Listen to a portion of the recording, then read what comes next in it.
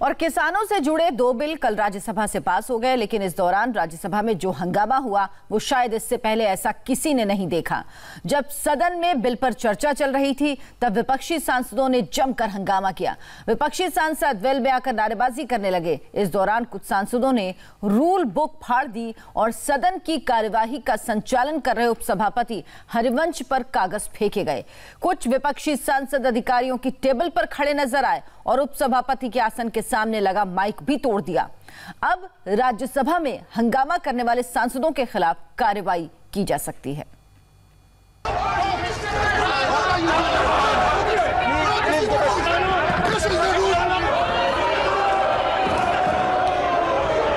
ये सीन राज्यसभा का है। राज्यसभा जिसे ऊपरी सदन भी कहा जाता है, लेकिन रविवार को राज्यसभा की गरिमा तार तार होती नजर आई।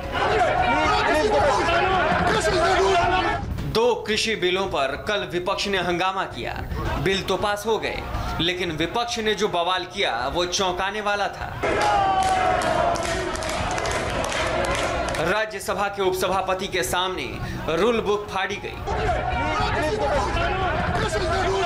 हंगामे के बीच किसी ने उपसभापति का माइक खींचा और माइक टूट गया। उपसभापति के बगल में खड़े अधिकारी ने माइक छीनकर बचाने की कोशिश की।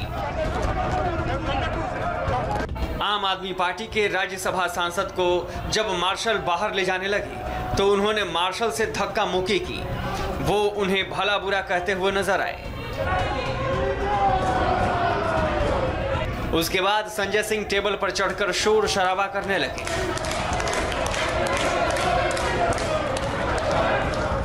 संजय सिंह जब टेबल से नीचे उतरे तो दूसरे सांसद टेबल पर चढ़ गए और हो हल्ला करने लगे। दरअसल सदन की कार्यवाही 1 बजे तक ही होनी थी, जिसे उपसभापति ने बिल पास होने तक के लिए बढ़ा दिया। इसी पर विपक्ष के सांसदों ने हंगामा शुरू कर दिया। विपक्ष के हंगामे के कारण राज्यसभा की कार्यवाही कुछ देर के लिए स्थगित भी करनी पड़ी। बाद में राज्यसभा ने कृषि उपज व्यापार और वाणिज्य विधेयक 2020 और कृषक कीमत आश्वासन समझौता और कृषि सेवा पर करार विधेयक 2020 को मंजूरी दे दी। बिल तो पास हो गए, मगर सरकार ने विपक्ष को सरेआम बेपर्दा कर दिया। एक साथ 6 मंत्री प्रेस कॉन्फ्रेंस के लिए सामने आए, जिसकी अगुवाई रक्षा मंत्री राजनाथ सिंह ने की। राज्यसभा में जब कृषि से संबंधित 2 विधेयकों पर चर्चा चल रही थी, उस समय राज्यसभा के अंदर जो कुछ भी हुआ वह जहां दुखद था वही दुर्भाग्यपूर्ण था, और इससे भी आगे जाकर मैं कहना चाहूंगा कि वह अत्यधिक शर्मनाक था। केंद्रीय मंत्री स्मृति ईरानी ने भी विपक्ष के खिलाफ मोर्चा खोला और बिल को किसानों के हित में बताया। उपसभापति के मंच पर जाकर उनको अटैक करने का प्रयास किया गया, माइक तोड़ा गया। मात्र एक साधारण कागज नहीं बल्कि रूल बुक को फाड़ने का प्रयास किया गया।